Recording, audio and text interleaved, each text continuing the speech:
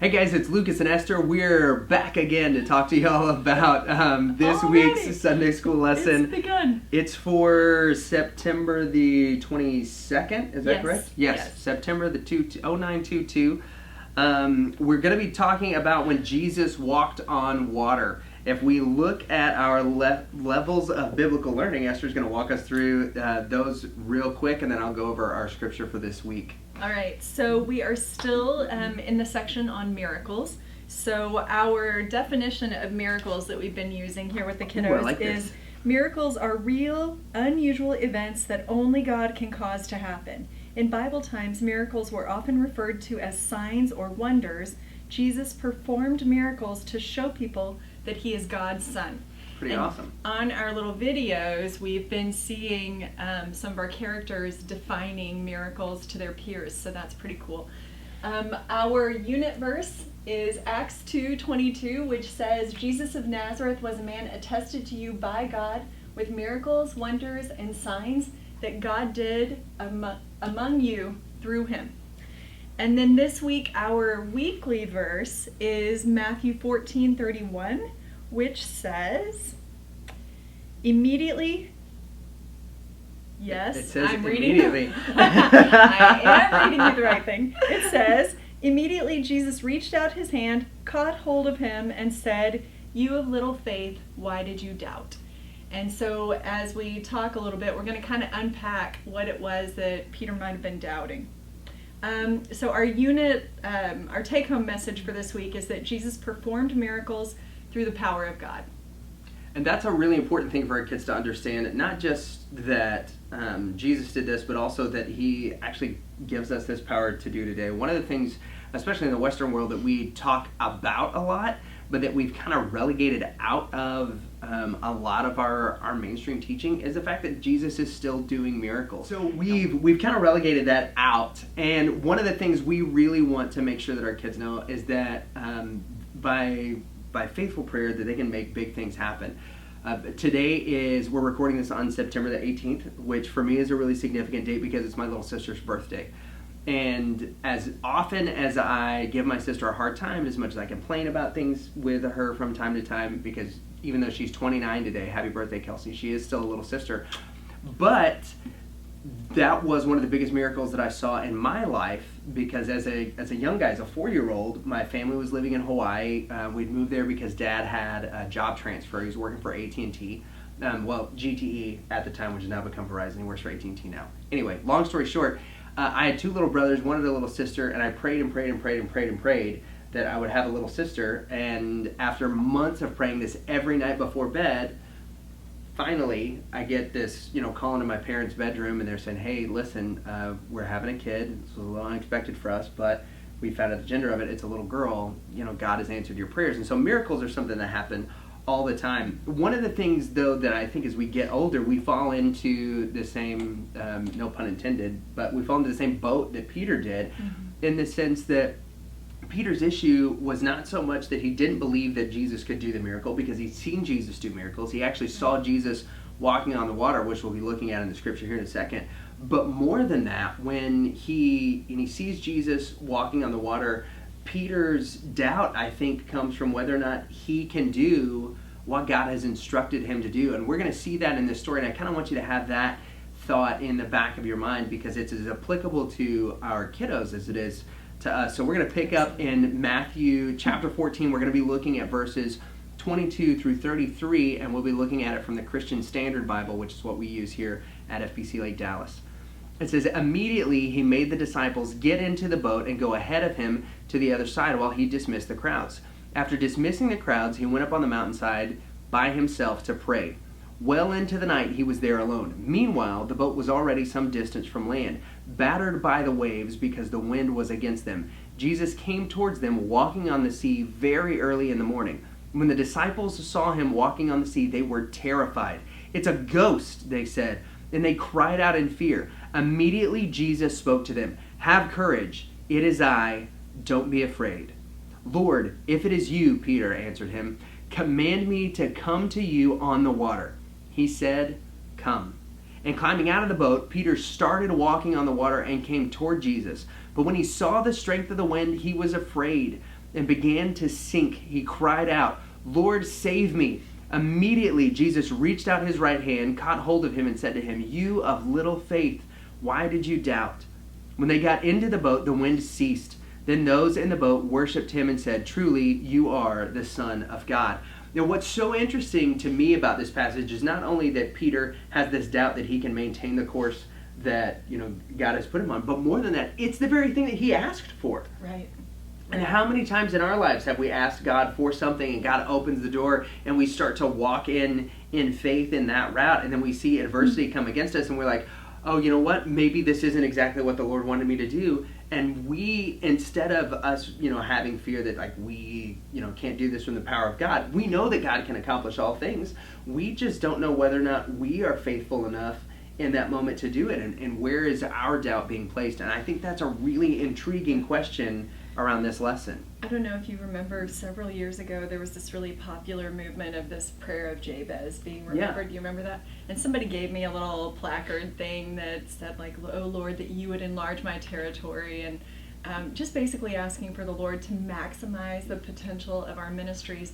And I really began to ask the Lord for that. And then when opportunities came up for me to grow professionally or in my ministry or in both of those areas, it's hard to be confident in that. It takes, it really does take some practice steps. And so I just would encourage you, as you're listening to this video, if you feel like the Lord has called you to do one thing that is pretty specific and pretty hard, do it. Like if you really feel like the Lord is calling you to do that, obey him in that one thing, and then obey him in the next thing.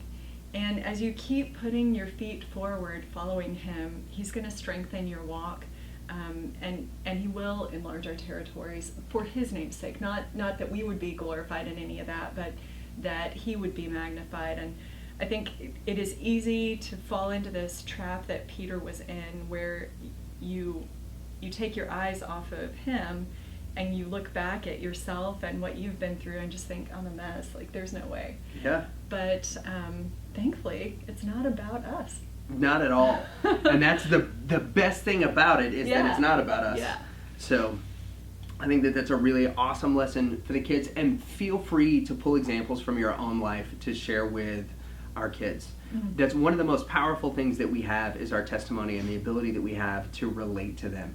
And remember that no matter, how big or small the things are in their life that they begin to talk about, that no matter where we're at in our levels of, our journey and our experiences in life, our levels of learning, whatever it is, that those things to them may seem insurmountable, but encouraging them to stay in faith and having faith in what they've asked of God, and that God will follow through with that is a pretty important thing. Yeah, and I just would encourage you, not that you would, but don't accidentally minimize what a child is going through.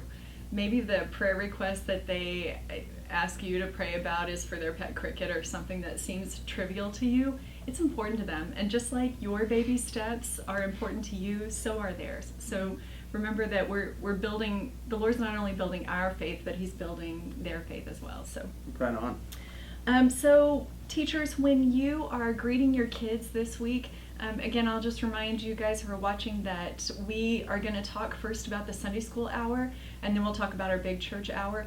The way that our structure goes on Sunday mornings is that we have kind of a sandwich situation. We've got big church, Sunday school, and then big church again. So we're going to talk about the Sunday school hour first, and then we'll talk about the big church hour, and that will apply to first and last. So for Sunday school hour, teachers, you are going to have the music on, you're going to be here early, you're going to welcome your children by name as they're arriving into your class. They'll have their stickers on, so no reason not to use their names, that's important. And then once you feel like you have gathered the majority of the kids into class, we're going to start off with a game.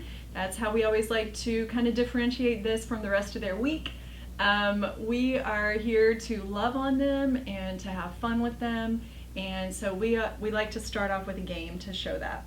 So we are going to be making some sponge boats. I am going to have little 1 by 1 inch pieces of sponge for you, and then we're going to have a bunch of toothpicks, and we'll have a big bowl of water, and so the kids are going to be able to assemble a boat. Oh, nice. Yes, and they can work on that for a while, and then they can have boat races. Cool. Yes. So how are we going to race the boats? We have like hair dryers to...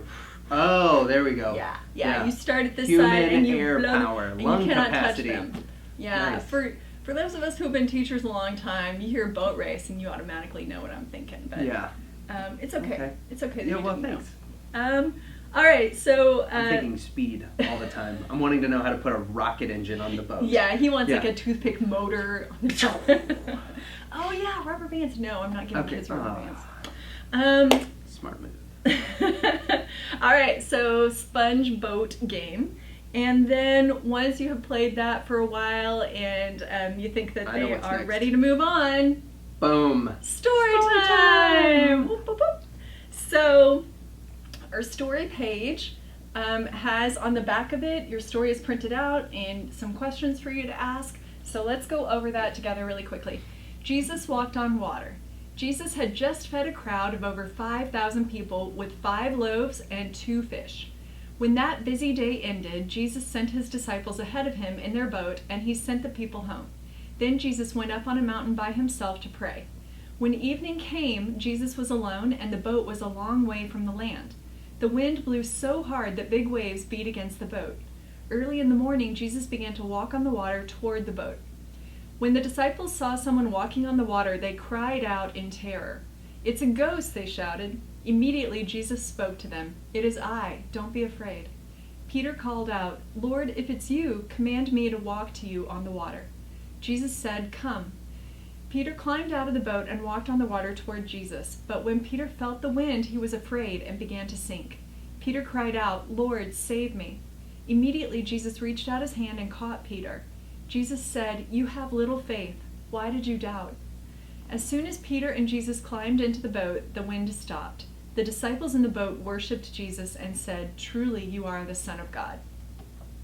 So you'll go through that story with them, kind of reiterate the details of it, that kids might hang on to one particular little detail or another. So be sure and talk about those. And I'd encourage you to ask them, like, what do you think Peter was having trouble with? And see if you can get them to some answers about that relate to themselves. Yeah. I think that would be a great thing for them to grab hold of with this lesson. And a lot of our kids, too, really react well to sensory questions. Yeah. Right? So what do you think the wind felt like? What do you think the water, if you were walking on water, what do you think the water would feel like under your feet? Do you think it'd be like walking on the sand? Do you think it'd be like walking on top of gel? What do you think the water would feel like under your feet if you were walking on the water? It's interesting that you ask that, Pastor Lucas. Oh, because really? Is it? It is.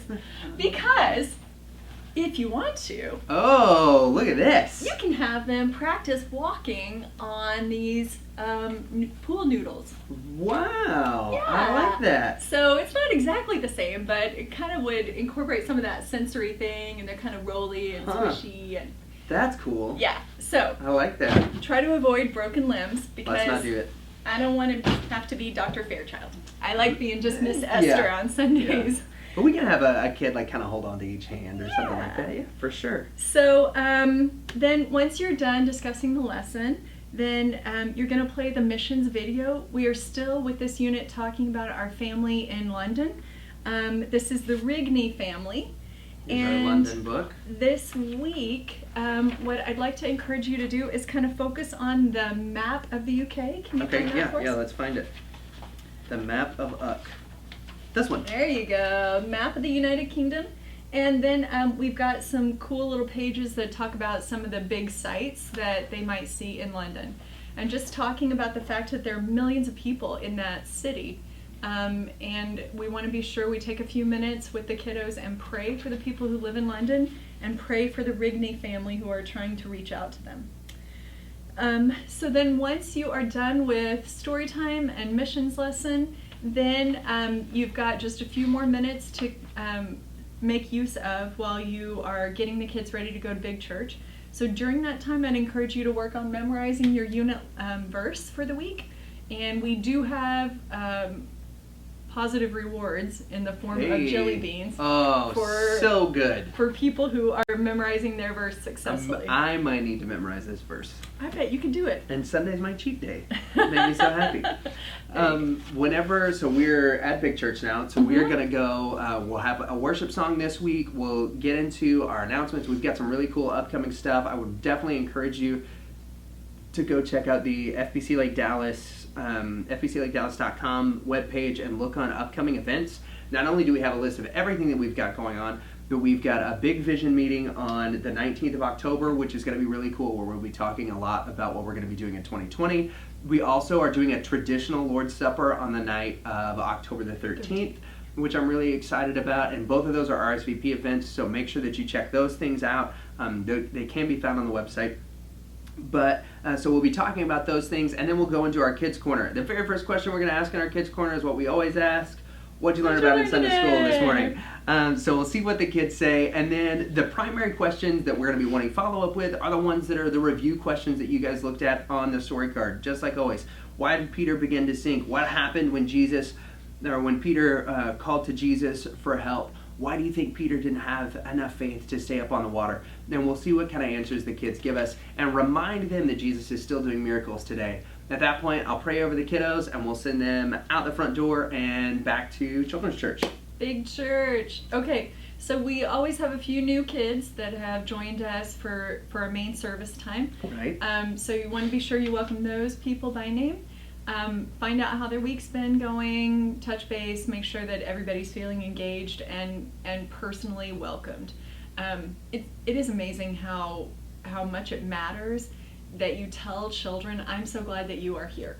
I have a better time when you're here. We miss you when you're not here. That kind of thing really, they really truly believe you, and they need to hear that. Absolutely. So be sure and say those things. So when we are gathering together in our big church time, we've got 2 games, and I think that we're going to flip these a little bit from the way I've got them written here. So the first game that we are going to play is going to be a game of Pictionary. We are going to pre-write on some little index cards, and when I say we, I mean that I will do this before you get there.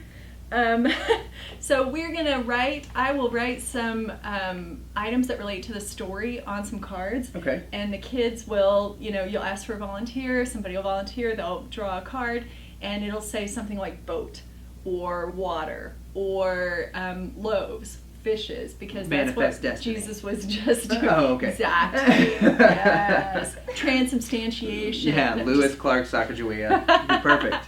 But some of the words that relate to the story, and we'll play Pictionary with those just to get the kids reintroduced to listening to your instructions. A lot of times we have a really cool setup in our kids ministry area, and so when we walk in there, it's just begging to be played in. Yes. So we kind of erupt into our kids area, and then we have to refocus a little bit. So we'll refocus with a little game of Pictionary, and then once we're all kind of back in tune, we will move into our story room, and we will watch our videos for this week. So the 2 videos that we're going to be watching are the little retelling. It's an animated retelling of our Bible story. They're going to use exactly the same words that are here on the back of the page again. So for those who were here in Sunday school time, it just reiterates that. For those who were not here, they get to hear it. And then immediately following that, we have a little dramatic skit about Mooseberry High. Right, which has replaced Gumshoe Lane. Yes. But we like it. Mooseberry's a good place. We do. We like it. Yeah. And our little gal, way better than Riverdale. Alexandria is getting along just fine there. It turns out that her time spent studying the Bible is serving her really well in this genius school for super geniuses. So we'll watch those videos while the kids are eating their snack. And then I always pull this out and just kind of recap the story for those who didn't hear it, and it gives those who did hear it already a chance to be part of teaching, which I find really glues it into their little brains. So once we are done with our snacks and story time, then we are going to break up into 2 groups, and we will rotate through craft and game stations. So for craft this week, the thing I'm that so we were excited about these. he was like, "What are these orange papers?" Look at this tremendous piece of art. You're welcome. Thank you. You are welcome. So this is what they suggest. This is called string art. And basically what you do is you get a paper plate and you take a piece of paper, you fold your paper in half, you put some squirts of paint on your plate, you draw a string through the paint, you lay the string on your paper, you fold it in half, and then you pull the string out, and here it is. I found two things. One is that it's quite messy, even for a person of my age, whatever that might be, at, being careful. 29 and a half. Oh, he's so smart. So it's messy, and I just was not happy with my artwork. I, however, didn't know this is obviously not mine. Yeah. It's such quality. So I redid it, thinking to myself, perhaps we want to modify this activity for our children. So this is when I just painted swirlies, painting giving me a bit more control over where the paint went, and then I folded it in half, and There you go. we had a similar outcome. So the point of this activity is that even when you can't see what's happening, when you folded the paper in half, God's at work, and it turns out to be something cool. But if we do this with paintbrushes instead of big long pieces of string, then I feel like we get better quality art. Yeah. And less paint all over the place. Just gonna say that first one, it's not going on the fridge. You don't think? Oh. No, sorry, not going on the Hurts my fridge. heart. Okay, I'm gonna move on. So that's craft time, and then we're gonna go to our game time. So this is where we're gonna do an Old Testament, New Testament books of the Bible drill. Okay, cool. Yeah, so we have our little cards that have all of the books of the Bible on them. We get a lot of use out of these.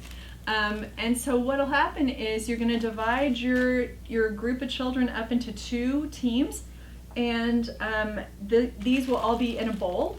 And then, so there will be a line of tape in the floor, and at the other line of tape there will be two plates, Old Testament and New Testament.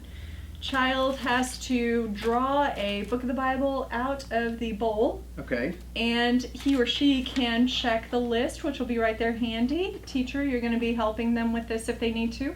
And they're trying to see if this book of the Bible is in the Old Testament or the New Testament. Oh, nice. Once they identify that, they run and put it in there, they come back, tag the next person, so on and so forth. If you want to, you can use all 66 of these and just keep the game going until your craft group comes out and it's time to rotate. Nice. That'd be my suggestion. There you go. We do also, the kids know a little song that goes over the New Testament books of the Bible, so I would recommend that you sing the song with them before you start the game so that they have kind of a refresher, and maybe they won't have to check those books of the Bible. Yeah, that'd be awesome. Okay, so when parents come to pick up the kids, we will be in our small group stations busily working on things so that parents don't come into chaos. And when they arrive, we are going to tell them how much we enjoyed their child. The child is going to take home their beautiful fridge art, and they will One also of take these. home one of these. Which are age-appropriate take-home sheets. Yeah. What Yeah. do you want to tell us about those, Pastor Well, Lucas? first, they all have a daily Bible reading on it, which starts, as always, with our verse of the day, which is Matthew 14:31, which again says, "Immediately Jesus reached out his hand, caught hold of him, and said to him, 'You of little faith, why do you doubt?'" And this is just a great thing for our parents, not just to have a resource so that they know what their kids are learning, but also that gives them a structure to go through at least a Bible verse with the kids every day, which really promotes discipleship in the home, which is what we are going for. Yep. No matter, I mean, that's our ultimate goal. Yep. Promote Jesus as the Messiah and discipleship in the home. And this is a great way for parents to be able to do that and for the kids to be able to have those kind of conversations. And again, our ABCs, we want to be sure the kids always hear a clear explanation of the gospel. Yes. So A is admit that we are sinners and that we need redemption through Jesus. B is believe that Jesus is God's son and that he died for us on the cross. C is choose to follow Jesus and accept his gift to us. So I think that covers everything. That's all that we've got. Yeah, and we hope you guys have a great rest of the week. Thank you for your time in preparation for these kiddos. It's really important work that you're doing. Yeah, we're praying for you guys. God bless.